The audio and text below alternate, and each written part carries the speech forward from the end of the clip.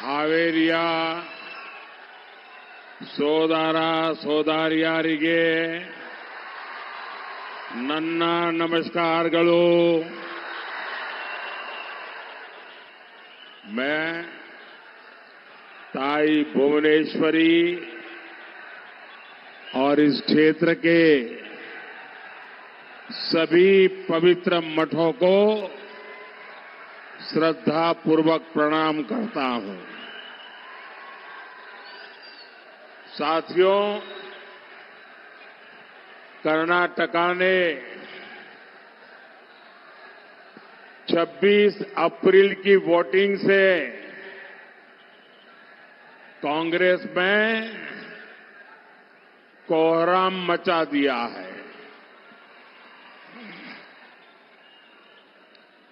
मैं आज हिंदी में बोलूं तो चलेगा ना? आज कोई भाषांतर करने वाला नहीं रखा है, क्योंकि मुझे मालूम है कि आपका मेरे प्रति इतना प्यार है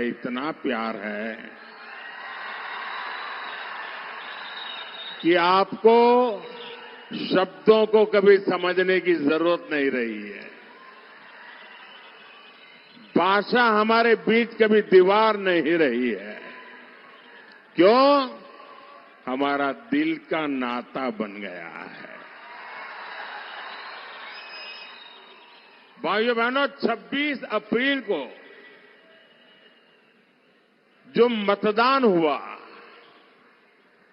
और कर्नाटका ने, यहां की माताओं बहनों ने, यहां के फर्स्ट टाइमर वोटरों ने जो कमाल करके दिखाया है, पूरी कांग्रेस ऊपर से नीचे तक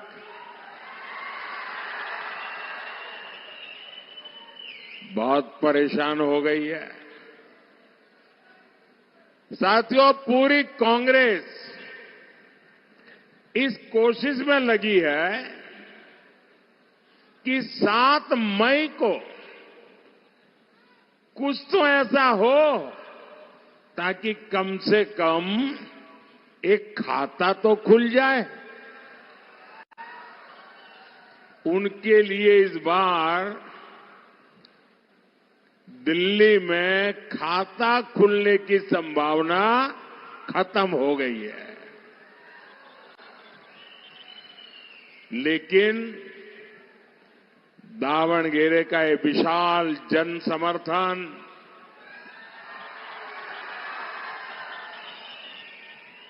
ये बता रहा है कि कर्नाटका की जनता कांग्रेस को उसके पापों की सजा दे करके रहेगी। साथियों, अब वो दिन दूर नहीं जब कांग्रेस पार्टी के अलग अलग गुटों में भीतर ही भीतर जो गृह युद्ध चल रहा है, वो सड़क पर आने वाला है। सारे गुट हार का ठिकरा एक दूसरे के सिर पर फोड़ते नजर आएंगे। और इनका तो मुसीबत ऐसी है कि पहले जब भी हार जाते थे तो ईवीएम को टोपी पहना देते थे। क्यों हारे? ईवीएम। डिपॉजिट क्यों गई? ईवीएम। मोदी क्यों जीत गया? ईवीएम। वो दिन रात चुनाव आते ही ईवीएम की माला जपते रहते थे। अब परसों सुप्रीम कोर्ट ने ऐसा चाटा मारा है, ऐसी थप्पड़ मारी है कि अब उनके लिए परेशानी है कि अब तक तो ईवीएम का नाम देकर के अपने कार्यकर्ताओं को मोरल बूस्टिंग के लिए काम कर लेते थे। अब उनकी मुसीबत है अब ये ईवीएम वाला बहाना भी तो सुप्रीम कोर्ट ने ले लिया। अब हार जाएंगे तो बोलेंगे क्या? आज पूरी कांग्रेस चुनाव हार जाए तो क्या बयान देना, उसके ड्राफ्टिंग में लगी हुई है, तैयारी कर रहे हैं। साथियों, मैं कर्नाटका में जहां जहां गया हूं, मुझे तमिलनाडु के चुनाव में जाने का अवसर मिला, मुझे केरल में जाने का अवसर मिला, मैं कश्मीर से कन्याकुमारी तक हिंदुस्तान के हर कोने में गया हूं। मैं 2014 में भी जाता था, 2019 में भी आया था, लेकिन 2024 का मिजाज ही कुछ अलग है।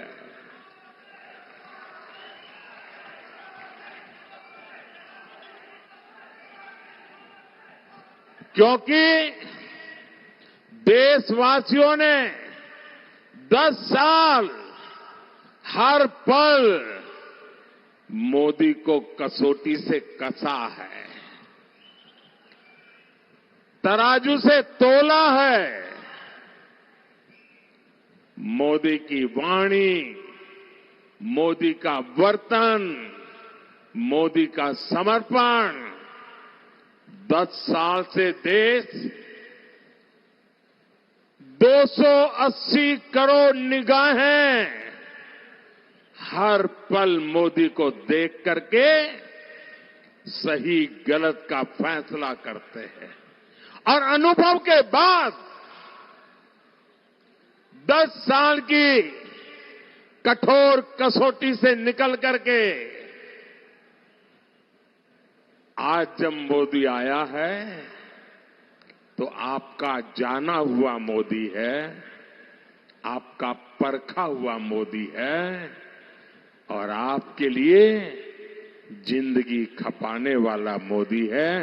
और ये मैं आज जो 14 में नहीं देखा, जो 19 में नहीं देखा, वो 24 के चुनाव में मैं भरपूर देख रहा हूं।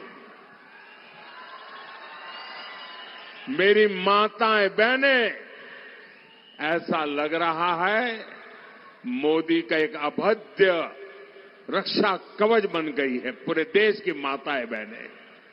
छोटी छोटी बालिकाएं, मैं यहां देख रहा हूं कितनी बालिकाएं ऊपर हाथ कर रही है।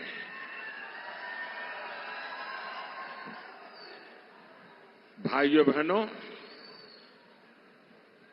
एक तो राजनीति कांग्रेस के अपने कारनामों के कारण पिछले 70 साल में क्षेत्र बदनाम हो चुका था। उसके बावजूद भी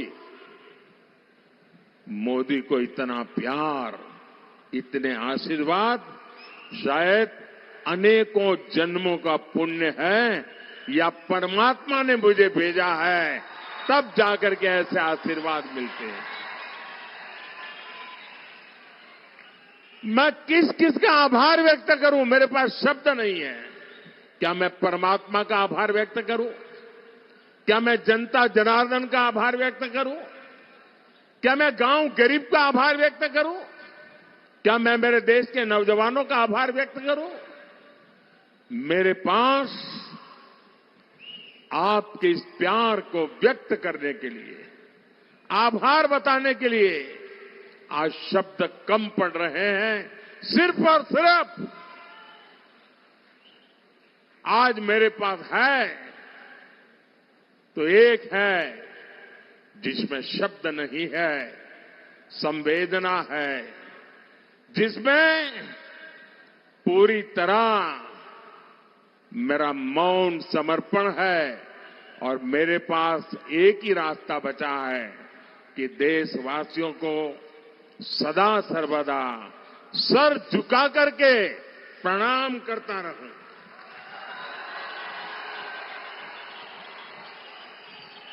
नम्रता पूर्वक ये सर झुकाकर हमेशा हमेशा के लिए मेरे देशवासियों को मैं प्रणाम करता रहूं, उनके आशीर्वाद लेता रहूं और न कभी थकूंगा, ये मेरी गारंटी है। न कभी थकूंगा, न कभी रुकूंगा, न कभी झुकूंगा और हर पल आपके लिए जूझता रहूंगा। ये गारंटी मोदी ने 10 साल आपने मुझे देखा है। भाइयों बहनों, आज मैं जहां जाता हूं, देश के हर कोने से, कर्नाटका के हर कोने से एक ही आवाज आती है, एक ही सुर सुनाई देता है। फिर एक बार, फिर एक बार, फिर एक बार 4 जून को पूरे कर्नाटका में सेलिब्रेशन होने जा रहा है। और सेलिब्रेशन ऐसा वैसा नहीं होगा।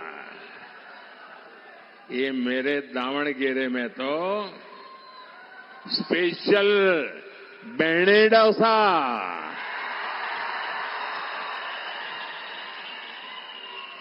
अभी से तैयारी कर लो भाई। बेणे डोसा की महक बढ़ने वाली है। साथियों, आज एक और बीजेपी सरकार देश को आगे लेकर जा रही है। दूसरी ओर कांग्रेस कर्नाटका को पीछे धकेल रही है। एक और मोदी का मंत्र है, विकसित भारत के लिए 24 घंटे काम,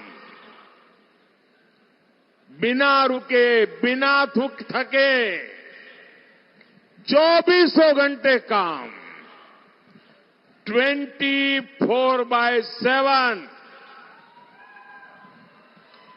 24/7 और 2047।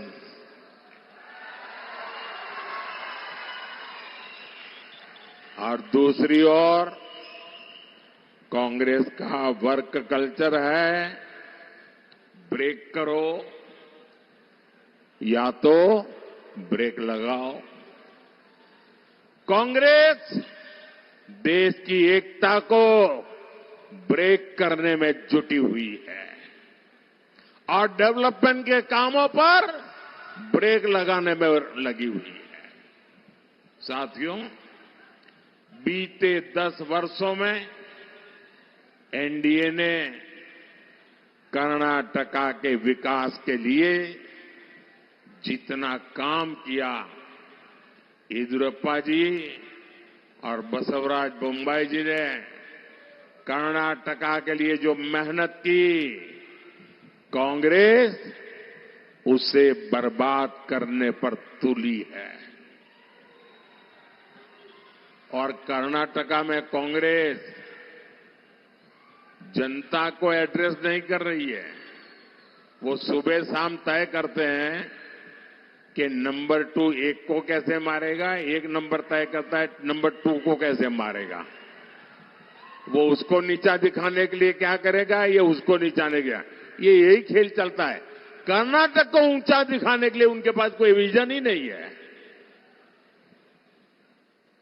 अपने इन गुटबंदी के कारण, अपने ही भाई भतीजावाद के कारण, उनकी गलत नीतियों के कारण कांग्रेस कर्नाटका में युवाओं, किसानों और सामान्य नागरिकों के भविष्य से खिलवाड़ कर रही है।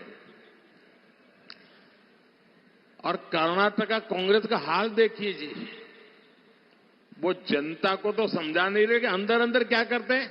अच्छा भाई 2.5 साल ये बैठेगा, बाद में 2.5 साल तुम आ जाना। अब ये 2.5 साल वाले एक दूसरे के पैर काटेंगे कि नहीं काटेंगे?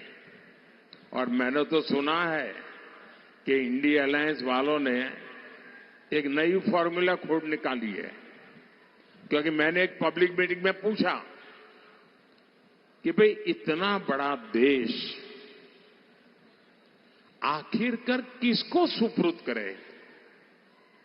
आज देश 5 साल के लिए जिसके भी हाथ में देना है तो हम सोच विचार कर देंगे कि नहीं देंगे? सोच करके देंगे कि नहीं देंगे? ऐसे ही हाथ बंद करके कोई भी आया तो दे देंगे क्या? दे देंगे क्या? बराबर विचार करेंगे भाई ये देश संभाल पाएगा नहीं संभाल पाएगा, क्या करेगा क्या नहीं करेगा, सारा ट्रैक रिकॉर्ड देखेंगे कि नहीं देखेंगे? अब मैं उनको पूछता हूं भाई बताओ तो सही, आपके पास कौन नाम है जिसको देश के लोग देश उसको सुपुर्द कर सके? कोई नाम है क्या? कोई नाम है क्या उनके पास? आप ऐसे अंधेरे में बिना नाम को वो कुछ भी करें, आप स्वीकार कर लेंगे क्या? देश स्वीकार करेगा क्या? भाइयों बहनों, और इसलिए उन्होंने एक फॉर्मूला निकाली है। अब सबको कैसे संतोष देना, और इसलिए 5 साल अगर उनको मौका मिल जाए तो उन्होंने अपने सभी साथी पार्टियों को कह दिया है कि हर एक को 1-1 साल के लिए पीएमशिप मिलेगा। यानी 1 साल 1 पीएम, दूसरे साल दूसरा पीएम, तीसरे साल तीसरा पीएम, चौथे साल चौथा पीएम, 5वें साल 5वां पीएम। मुझे बताइए भाई क्या होगा आपका? क्या होगा मुझे बताइए? क्या आपको ऐसी चीजों से देश का भला दिखता है? आपको आपका भला दिखता है? आपके बच्चों का भला दिखता है? अब ऐसे लोगों के लिए वोट बिगाड़ सकते हैं क्या हम? बिगाड़ वोट बर्बाद कोई कर सकता है क्या? मेहरबानी करके आपका वोट बहुत मूल्यवान है, बर्बाद मत करना भैया, गलती से भी मत करना। भाइयों बहनों, कर्नाटका में कांग्रेस ने नई एजुकेशन पॉलिसी पर ब्रेक लगा दिया। बताइए, 30 साल के बाद देश के 20 लाख से ज्यादा लोगों ने मनोमंथन किया। कर्नाटका के ही बहुत बड़े वैज्ञानिक के नेतृत्व में नई एजुकेशन पॉलिसी बनी, लेकिन उनकी वोट बैंक की राजनीति को खुश करने के लिए उन्होंने उसको भी रद्द कर दिया, और इसका बहुत बड़ा नुकसान हमारे देश के युवा पीढ़ी को हुआ है। आपके बच्चों के भविष्य पर इन्होंने ताला लगा दिया है। मेरे भाई बहन, मैं बड़े दर्द के साथ कह रहा हूं, बड़ी पीड़ा के साथ कह रहा हूं, अरे भाई राजनीतिक मतभेद हो सकते हैं, लेकिन हम में से किसी को भी जनता जनार्दन के भविष्य को तबाह करने का अधिकार नहीं है। लेकिन ये लोग, इनको आपसे कोई लेना देना नहीं है। यहां हेल्थ सेक्टर की बात हो, इरिगेशन की बात हो, सब पर राज्य सरकार ने पूरी तरह डंडा चलाया, बंद करवा दिया। भगवान बसवेश्वरा की इस धरती पर इस तरह डेमोक्रेसी के खिलाफ काम करके कांग्रेस बहुत बड़ी गलती कर रही है, बहुत बड़ा पाप कर रही है। साथियों, आज कर्नाटका कांग्रेस के उसी गवर्नेंस मॉडल का शिकार बन चुका है। जिस तरह इन्होंने 6 दशकों तक देश को चलाया था, कांग्रेस ने देश में करप्शन बढ़ाने और लाखों करोड़ के घोटालों का घोर पाप किया है। क्या ऐसे लोग तेजी से विकास कर रहे हमारे भारत की कमाल, उसका नेतृत्व जो बर्बाद करते हैं वो लोग कर सकते हैं क्या? इन पर भरोसा कर सकते हैं हम? साथियों, एक समय था जब गरीबों, एससी, एसटी, ओबीसी, पिछड़ों के हक की योजनाएं कांग्रेस के करप्शन का मुख्य स्रोत हुआ करती थी। कांग्रेस के पूर्व पीएम कहते थे कि गरीबों के लिए 1 रुपया भेजते थे तो सिर्फ 15 पैसा, 15 पैसे पहुंचता था। जरा मैं पूछना चाहता तो 1 रुपया निकलता था, 15 पैसा पहुंचता था, तो बीच में कौन सा पंजा था जो 85 पैसे मार लेता था? साथियों, यही नहीं, वंचित वर्ग के नाम पर कांग्रेस ने फेक लाभार्थी भी बना रखे थे। करप्शन का तरीका देखिए, जो पैदा नहीं हुआ, जिसका जन्म नहीं हुआ, उसकी वो शादी भी लिखवा देते थे, फिर उसको विडो भी बना देते थे और विडो बना करके विडो वाली योजनाएं मार खाते थे लोग। ये करप्शन में मास्टरी थी इनकी। हमारी सरकार ने ऐसे 10 करोड़ नाम निकाले जो पैदा ही नहीं हुए थे लेकिन बेनिफिट ले रहे थे। हमने 10 करोड़ ऐसे झूठे नाम निकाले और इन लोगों की कमाई करने के सारे रास्तों को मैंने ताला लगा दिया है। आप कल्पना कर सकते हैं, जितनी कर्नाटक की कुल जनसंख्या है उससे ज्यादा ऐसे लोग कागजों पे थे जिनका कभी जन्म ही नहीं हुआ था और सरकारी खजाने से पैसा जाता था। कांग्रेस सरकार ये जो जन्मे नहीं ऐसे लोगों के नाम पर हजारों करोड़ रुपए भेजकर बीच में से मार लेती थी और ये पैसे जाते थे ये कांग्रेस की पूरी इकोसिस्टम को, कांग्रेस के बिचौलियों की जेब भरती थी। अब मोदी ने इन योजनाओं को आधार और डायरेक्ट बेनिफिट ट्रांसफर से जोड़ दिया है। बीजेपी ने अब गरीब को उसका हक दिया है। अब मोदी जो पैसा आपको भेजता है वो पूरा का पूरा आपके बैंक अकाउंट में पहुंचता है। मोदी 1 रुपया भेजता है तो पूरे के पूरे 100 पैसे पहुंचते हैं।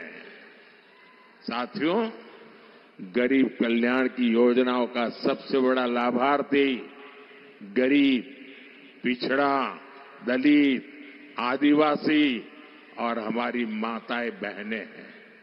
इसलिए कांग्रेस को जहां मौका मिलता है वो इस वर्ग पर अपना आक्रोश उतारती है।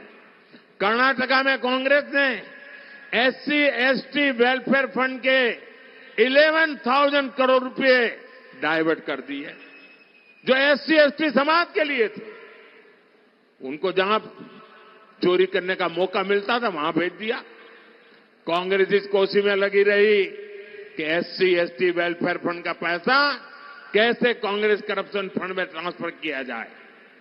साथियों, किसानों को किसान सम्मान निधि में 4,000 रुपये कर्नाटका की बीजेपी सरकार देती थी।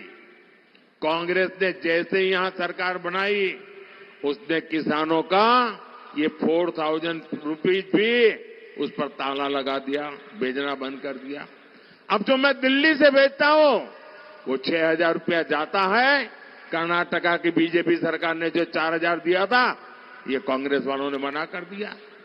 मैं समझ नहीं पा रहा हूं उनको देश के किसानों से, कर्नाटका के किसानों से क्या दुश्मनी है, क्या नफरत है किसानों के प्रति इनकी।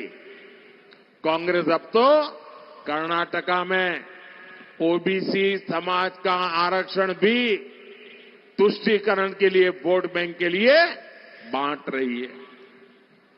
साथियों, 10 साल से दिल्ली की कुर्सी से बाहर बैठी कांग्रेस ने देशवासियों को लूटने के लिए नई नई प्लानिंग कर दी है। अब आपकी संपत्ति को सीधे लूटने के लिए कांग्रेस इनहेरिटेंस टैक्स का आइडिया लेकर के आई है। अभी आइडिया समझने जैसा है। उनके गुरु ने अमेरिका से घोषणा की है और उनके एक वित्त मंत्री 2011 में भी कह चुके हैं। यानी ये क्या चीज लाने वाले हैं, आप चौंक जाएंगे। जो भी हिंदी समझते हैं, वो जो हिंदी नहीं समझते उनको जरूर समझाएं। ये मैं आपकी चिंता करने के लिए बोल रहा हूं भाई।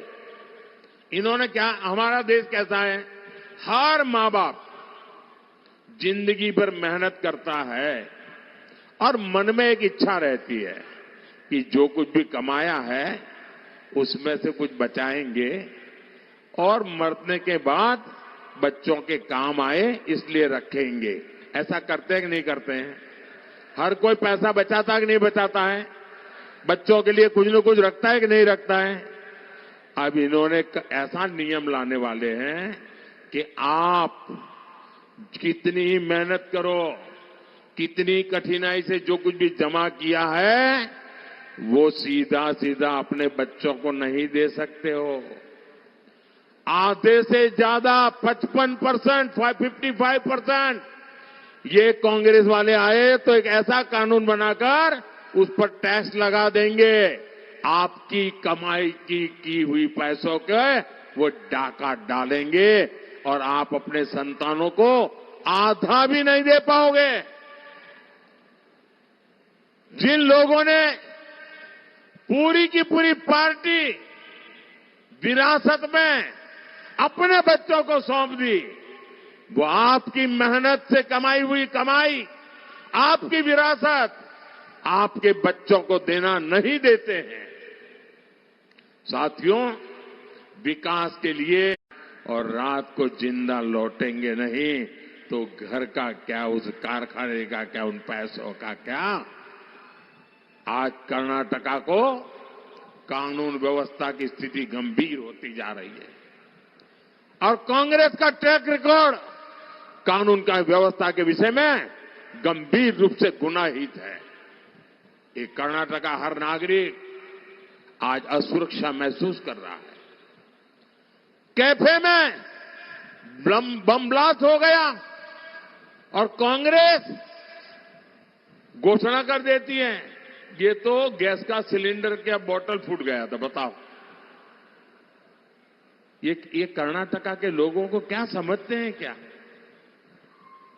क्या कर्नाटका के लोगों के दिमाग में ऐसा झूठ भर सकते हो तुम? फिर आगे क्या कहा उन्होंने? वो सिलेंडर वाली बात चली नहीं तो फिर दूसरा निकाला और क्या कहा कि ये तो बिजनेस राइवलरी थी और इसलिए बिजनेस राइवलरी में ये फटाका फोड़ा है। आप कल्पना कर सकते हैं, ये तो बम धमाके के ट्रायल शुरू किए हैं। कर्नाटका की जिंदगी को खतरे में डालने का ये खेल शुरू हो चुका है भाइयों। हुबली में दिन दहाड़े कॉलेज कैंपस में एक बेटी की हत्या हो जाए और कांग्रेस उसमें भी वोट बैंक ढूंढती रही। इस घटना ने कर्नाटका के सामान्य परिवारों के लिए बहुत बड़ी चिंता खड़ी की है, टेंशन पैदा किया है। हर मां बाप सोचते हैं कि बेटी बाहर भेज दें या न भेजें, अकेली जाएगी तो पता नहीं क्या होगा। साथियों, नेहा की हत्या ये सामान्य घटना नहीं है।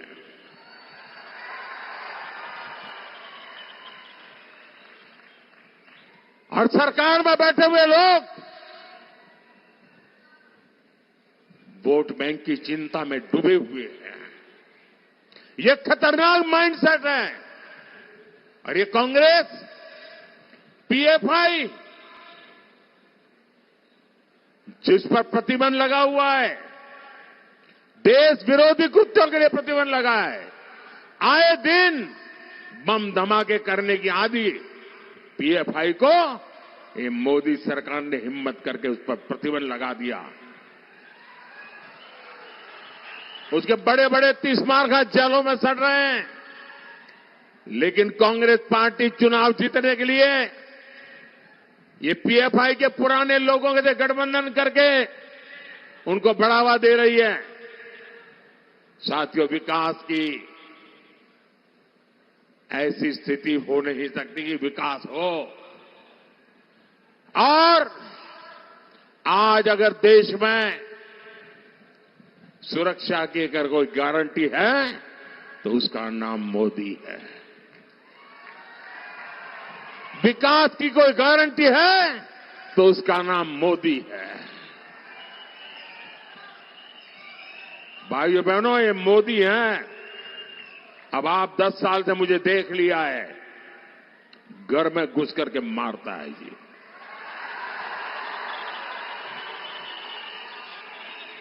मेरे लिए, मेरे देशवासियों की सुरक्षा ये मेरी सबसे बड़ी प्राथमिकता है। और इन 10 वर्षों में कर्नाटका ने मोदी के विकास की स्पीड भी देखी है और मोदी के विकास का स्केल भी देखा है। 2014 में यानी इतने दशकों तक कांग्रेस सरकार रहने के बाद कर्नाटका में केवल 25 नेशनल हाईवे थे और आज ये संख्या 47 हो चुकी है भाइयों बहनों। यानी कर्नाटका में हाईवेज की संख्या करीब करीब डबल हो रही है। साथियों, हमारी सरकार ने दावणगेरे को कर्नाटका का स्मार्ट सिटी के रूप में सिलेक्ट किया है। आज स्मार्ट सिटी मिशन के तहत 2000 करोड़ रुपए के प्रोजेक्ट उस पर काम पूरा हो चुका है। दावणगेरे और हरिहरा रेलवे स्टेशन को भी अपग्रेड किया जा रहा है। तुमकुरू से दावणगेरे तक डायरेक्ट रेल लिंक की परियोजना भी बनाई गई है, जिसका लाभ पूरे क्षेत्र को मिलेगा। साथियों, युवा एस्पिरेशन को पूरा करना ये भाजपा की प्राथमिकता है। हमारी सरकार है दावणगेरे में सॉफ्टवेयर पार्क ऑफ इंडिया के सब सेंटर की स्थापना भी की है।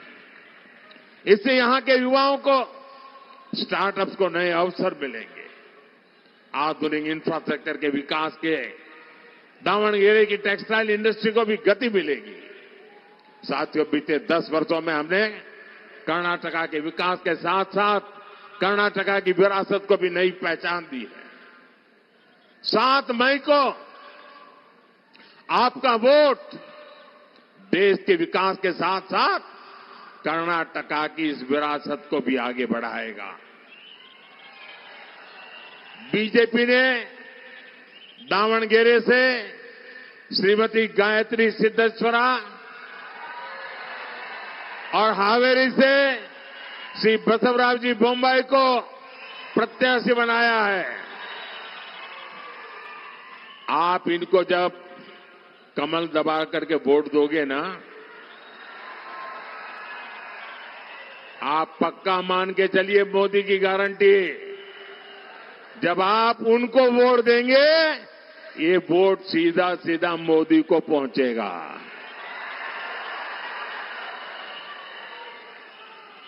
आपका एक एक वोट मोदी के संकल्पों को मजबूत करेगा। आपका एक एक वोट भारत की मजबूती का आधार बनेगा। और इसलिए मैं आज आपसे आशीर्वाद मांगने आया हूं। मैं आज आपसे कुछ मांगने आया हूं। और मेरा आपको अनुरोध है, गर्मी कितनी ही क्यों न हो, मत का अधिकार का उपयोग पूरा का पूरा कीजिए। पुराने सारे रिकॉर्ड ब्रेक करने वाला मतदान कीजिए। पूरे देश में नाम कमाया जाए इतना मतदान करिए। घर घर जाएंगे, मतदान कराएंगे, पोलिंग बूथ जीतेंगे। अच्छा, मेरा एक काम करेंगे, जरा हाथ ऊपर करके बताइए तो मैं बताऊं। मेरा एक काम करेंगे, पक्का करेंगे। एक काम करना, ज्यादा से ज्यादा परिवारों में जाना, मेरी तरफ से जाना है और जाकर के कहना कि मोदी जी आए थे, मोदी जी ने आपको प्रणाम भेजा है, मेरा प्रणाम पहुंचा देना। हर परिवार को मेरा प्रणाम कह देना। मेरे साथ बोलिए भारत माता की, भारत माता की, भारत माता की। बहुत बहुत धन्यवाद।